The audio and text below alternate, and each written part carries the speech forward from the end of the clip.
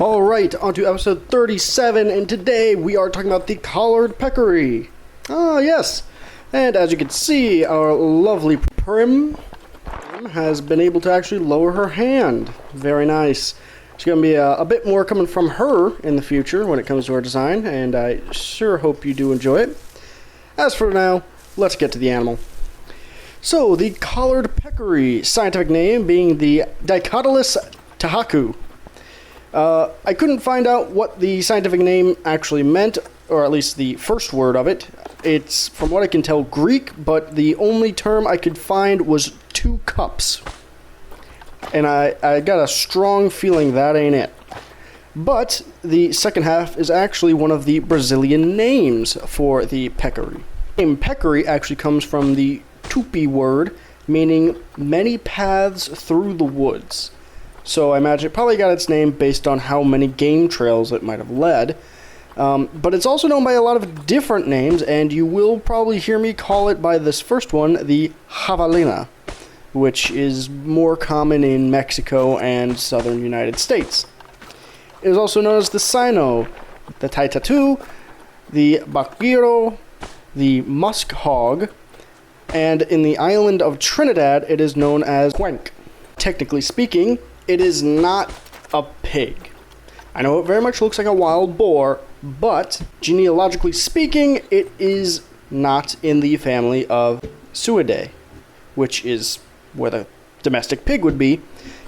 But peccary are actually in the family Suidae, or the New World pig. Now, it has a very large range, being found in places like New Mexico, Arizona, Texas, most of Mexico, Guatemala, Honduras, Nicaragua, Costa Rica, Panama, Colombia, Ecuador, Venezuela, Guyana, both normal and French, Suriname, Brazil, eastern Peru, Bolivia, Paraguay, and the northern areas of Argentina. The Collard Peccary in particular can reach roughly 20 to 24 inches at the shoulder and weighing anywhere from 35 to 60 pounds. However, that is the average. Just like with other pig species, they can absolutely get massive if food is available. Now, the hairs around the front end of the animal, which gives it its quote-unquote collar, is actually a different form of hairs. They're going to be a little bit longer, and they're actually bristle-like. So not exactly fun to pet the collar itself.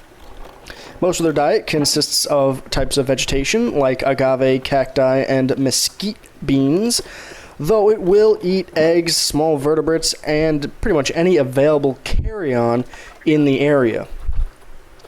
Now, we're blazing through this, and before we get the squadron of New World pigs in the exhibit, let's discuss it.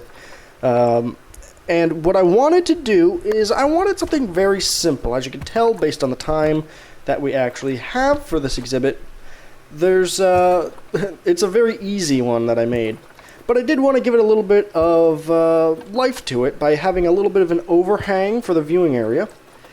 But based on the very wide range of area the animal can live in, I did decide that we are going to do a desert, but around the back rim, it is going to be more of a temperate environment. Now, I always felt like the javelina is much more of a desert animal than it is, living in the tropics and the jungle, but as we have discussed, that is very much par for the course.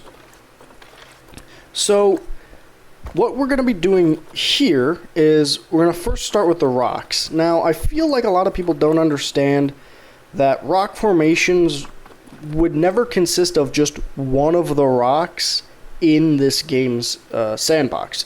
You're going to want to get a couple of them, you want them rotated, and you want to just sort of squeeze them together to give them a more natural look to them. As you can see, I'm taking multiple different sizes, changing the way they're held, and it looks much more like something you would find in nature. There isn't really any uniformity when it comes to above ground stone because they have been disrupted and really, for the most part, have been worn away by nature.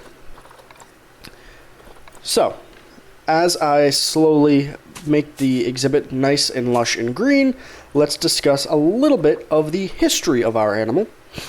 And unfortunately for all of us, there isn't a lot to go on specifically with the modern living peccary because there's a severe lack of fossil evidence. Now, for the most part, it was generally accepted that they probably moved up from South America in the recent years into, northern Mexico and the United States. However, in 2009, a jawbone was found in a dig site in Florida, showing that there is a possibility that they did live up north previously. However, on top of that, that is only for something like the Collard Peccary. The peccary species had actually been in North America before. For example, if we go to the beginning of the origins of the animal, it is actually going to have branched off from pigs roughly 37 million years ago, but no one is sure if it was in the Old World or the New World. For those who don't know, the Old World is Asia, Africa, and Europe, and the New World is the Americas.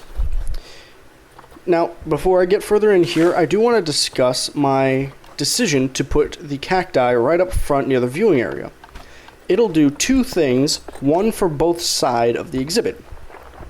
On the side of the animals, seeing how the Collard Peccary eats cacti, it would, thematically, give them a reason to get nice up and close and be a nice view for the guests.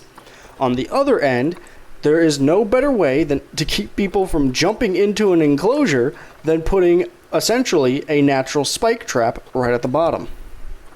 So anyway, pardon the tangent, back to our history lesson.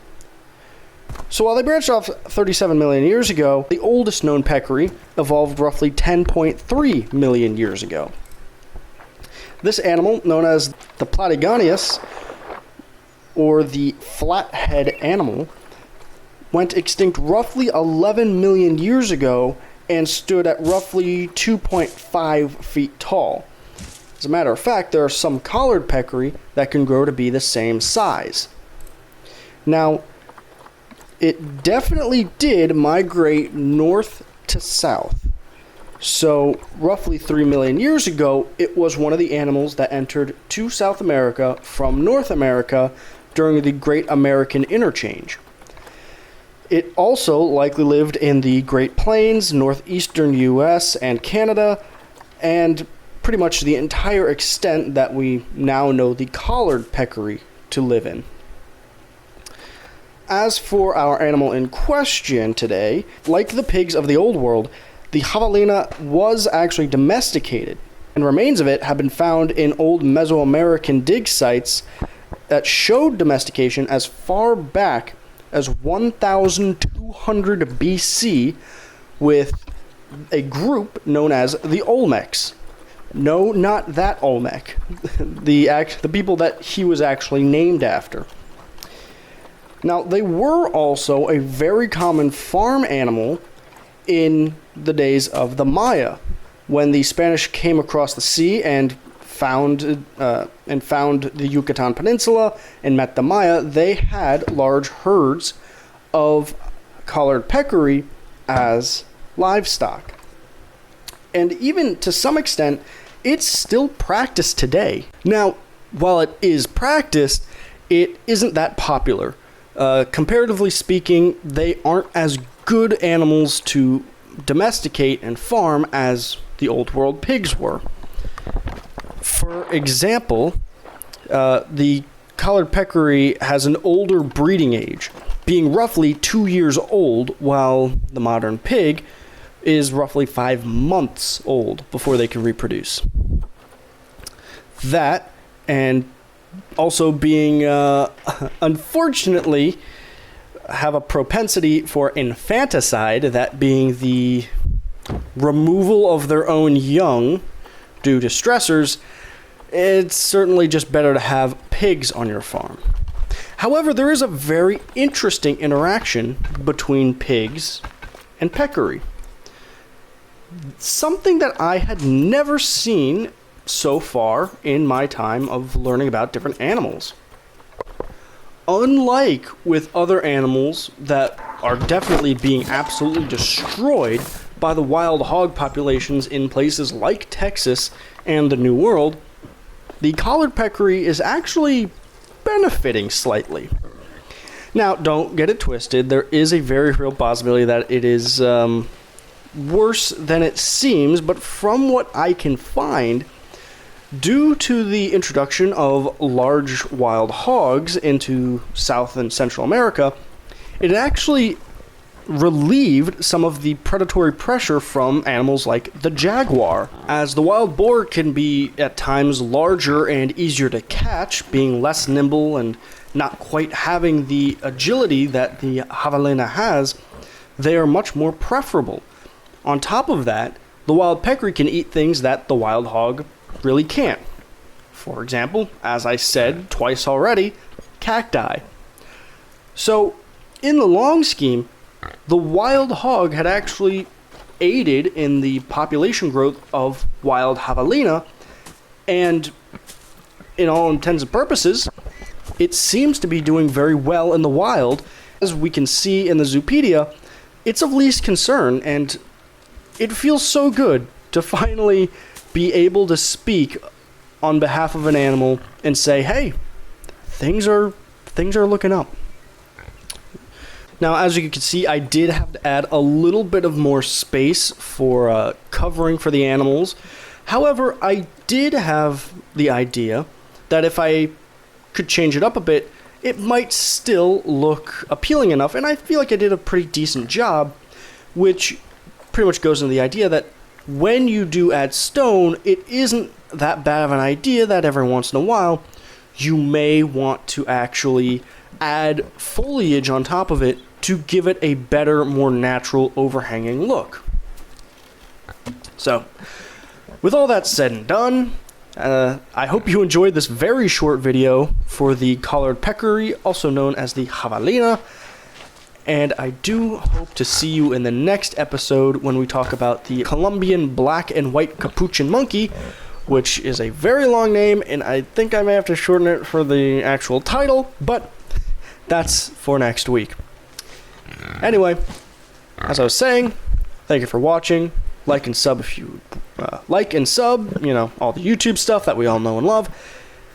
Have a nice day. Go outside, touch grass, drink water, hug your loved ones, and bye-bye.